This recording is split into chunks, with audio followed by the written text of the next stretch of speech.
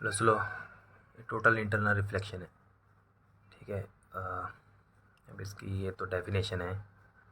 Definition पढ़ने से पहले एक कंसेप्ट है, वो देख लो पहले। ठीक है।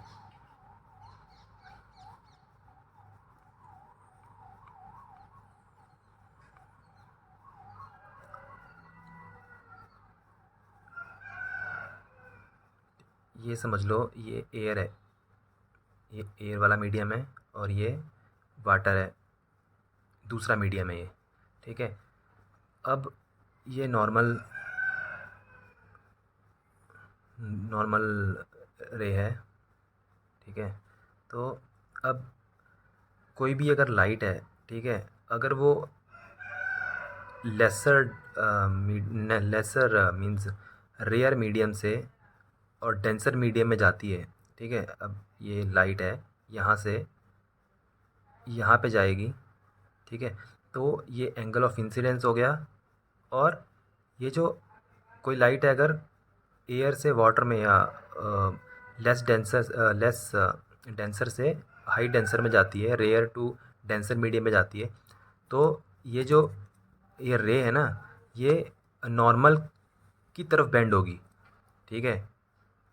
ये रिफ्लेक्टेड रे है, तो यहाँ पे है। ठीक है। तो इस तरफ इस जो रिफ्रैक्टिव रे है, तो इस तरफ बेंड नहीं होगी, वो नॉर्मल की तरफ बेंड होगी। ये नॉर्मल रे है। ठीक है। तो ये इस तरफ बेंड होगी टुवर्ड्स नॉर्मल, इस तरफ, अगर वो एयर से वाटर यानी रेयर से डेंसर में जा रही है। और वही दूसरी तरफ ये नॉर्मल है, ये एयर है, ये वाटर है। ठीक है। और यही रे अगर डेंसर मीडियम से रेयर मीडियम में जा रही है, ठीक है, ये डेंसर है और ये रेयर में जा रही है, तो ये नॉर्मल के अवे बेंड होगी। ठीक है। ये रिफ्लेक्टेड हो गई, ये इंसिडेंस होगी, ये रे ऐसे जा रही है। पहले वाले में क्या था, एयर टू वाटर मतलब रेयर से डेंसर में जा रही है, तो जो इंसिडेंट रे होगी वो नॉर्मल की तरफ बेंड होगी। ठीक है। और अगर डेंसर से रेयर में जा रही है, तो ये नॉर्मल की तरफ नहीं, ये नॉर्मल के अवे बेंड होगी। ठीक है ना, समझ में आ गया? ये नोट कर लेना।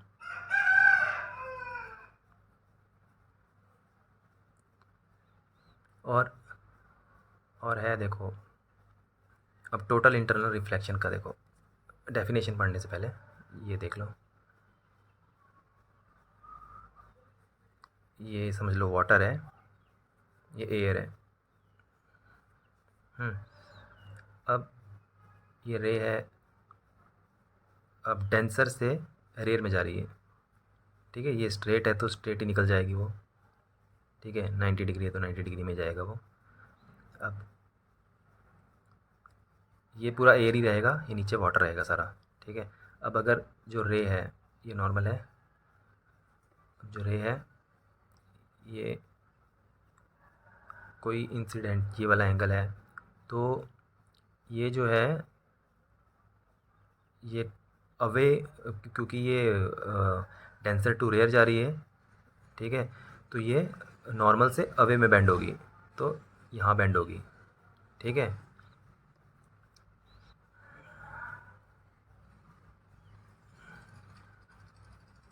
अब इसका थोड़ा एंगल और बढ़ाते हैं इंसिडेंट का। ठीक है। यहाँ पे कर देते हैं, ये पहले वाले से थोड़ा बढ़ गया एंगल, ये इंसिडेंस है, तो ये वाला और बेंड हो जाएगा यहाँ पे। ठीक है। इसका भी एंगल बढ़ जाएगा।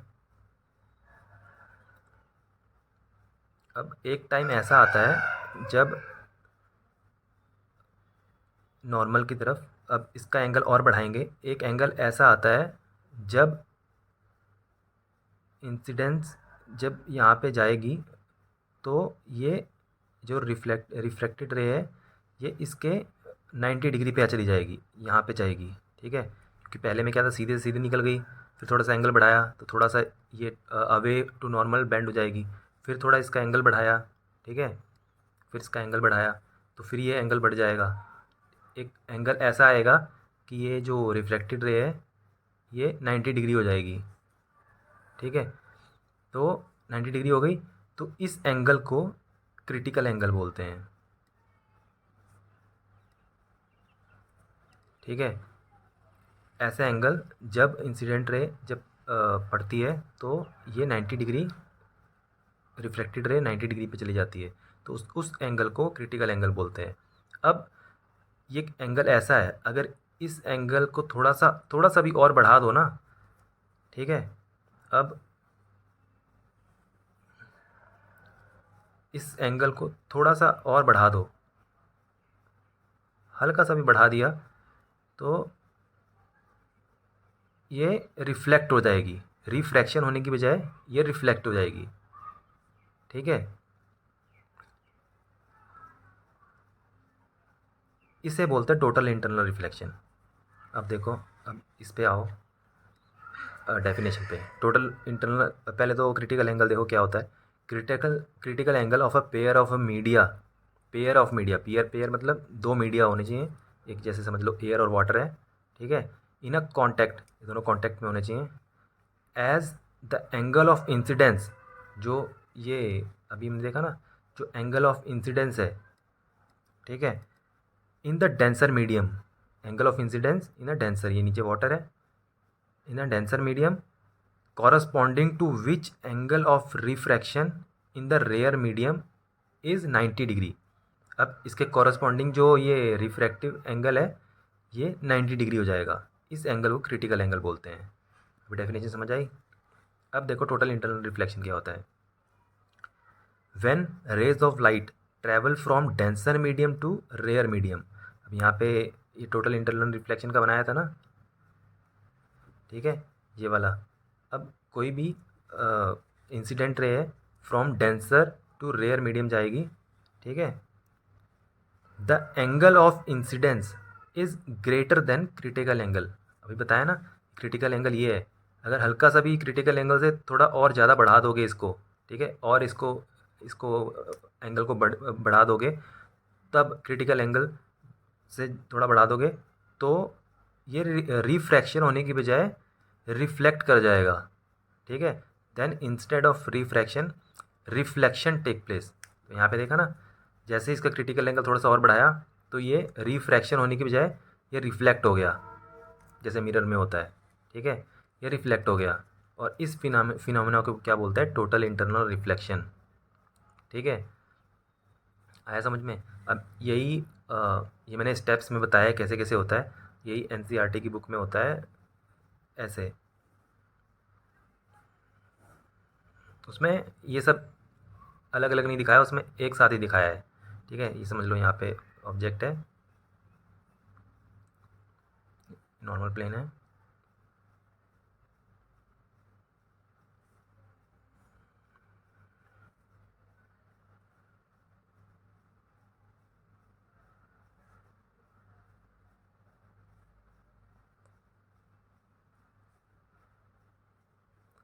ठीक है।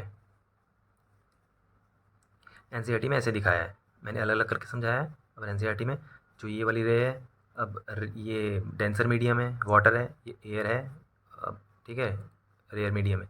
अब डेंसर टू रेयर जाएगी तो ये सीधी लाइन तो सीधी चली जाएगी। अब जैसे जैसे ये एंगल बढ़ेगा तो ये वाला एंगल भी बढ़ेगा, ठीक है। अब क्योंकि डेंसर टू रेयर जा रही है तो ये अवे टू नॉर्मल जाएगी रे। अब ये वाला जो एंगल है ये क्रिटिकल एंगल है, क्यों, क्योंकि इसका एंगल बढ़ाया, इतना एंगल बढ़ाया कि ये जो रिफ्लेक्टेड रे है 90 डिग्री हो जाएगी, ठीक है, इसी क्रिटिकल एंगल बोलते हैं ये वाले को, ठीक है। अब इस क्रिटिकल एंगल से जैसे ही इसको और बढ़ाओगे तो ये रिफ्लेक्ट कर जाएगी, तो इसे बोलते हैं टोटल इंटरनल रिफ्लेक्शन, ठीक है। अब इसमें भी दो कंडीशन होती हैं टोटल इंटरनल रिफ्लेक्शन की, ठीक है। पहली क्या है, light should travel from lower medium और rare medium. Lower medium means denser medium means नीचे वाला जो है डेंसर मीडियम।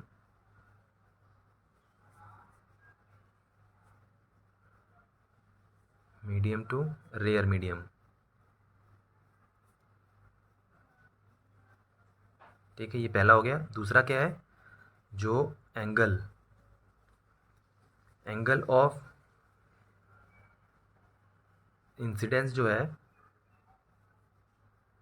इन denser medium,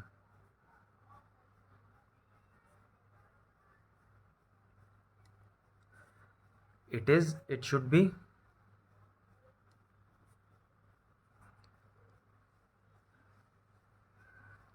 greater than critical angle।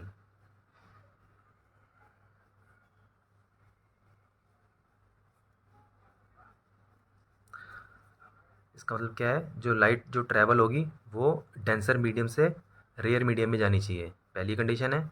और दूसरी क्या है, जो एंगल ऑफ इंसिडेंस है, ये जो एंगल ऑफ इंसिडेंस है ये जो क्रिटिकल एंगल है इससे ज़्यादा होना चाहिए। जब ज़्यादा होगा तभी ये रिफ्लेक्शन होगी। ठीक है, ये मतलब इंटरनली ट्रैवल करेगी ये लाइट।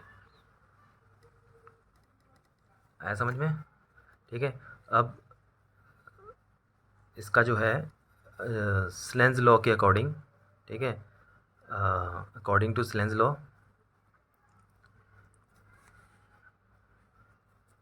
ये जो क्रिटिकल एंगल है, ठीक है, ये समझ लो मीडियम n1 है और जो रेयर मीडियम है वो n2 है।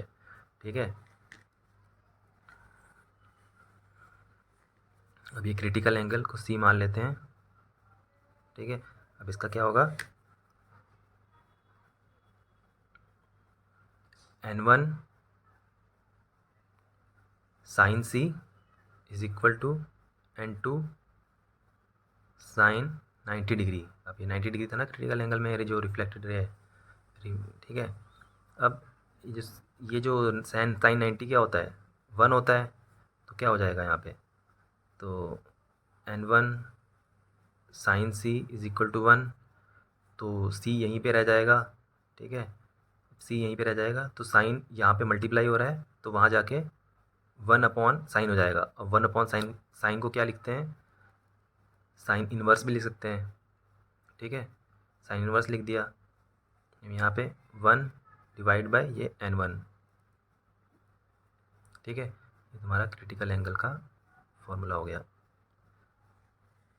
ठीक है, अब जैसे फॉर एग्ज़ाम्पल जैसे डायमंड है, ठीक है,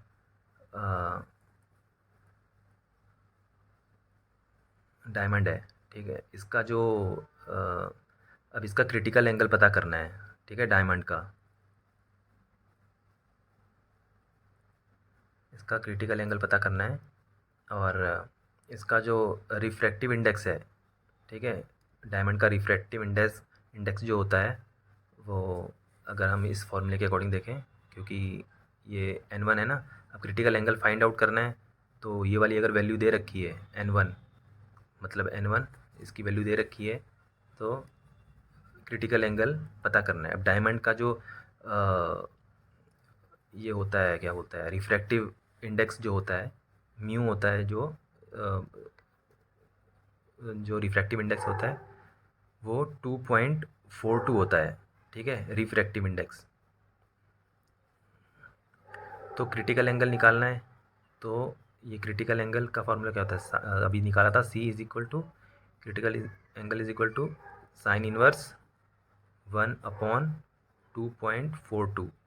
ठीक है, अब इसको निकालोगे तो ये 24 पॉइंट समथिंग डिग्री आ जाएगा। ये क्रिटिकल एंगल निकल जाएगा। ये अगर फॉर्मूले में अगर न्यूमेरिकल में ऐसे आया कि किसी चीज़ का रिफ्रैक्टिव इंडेक्स अगर वाटर का दे रखा है, किसी का दे रखा है, रिफ्रैक्टिव इंडेक्स दे रखा है, तो इस फॉर्मूले में अप्लाई करो तो सीधा ये निकल आएगा, क्रिटिकल एंगल निकाल सकते हो। ठीक है, और अगर क्रिटिकल एंगल दे रखा है तो ये रिफ्रैक्टिव इंडेक्स निकाल सकते हो। ठीक है, बस इतना है।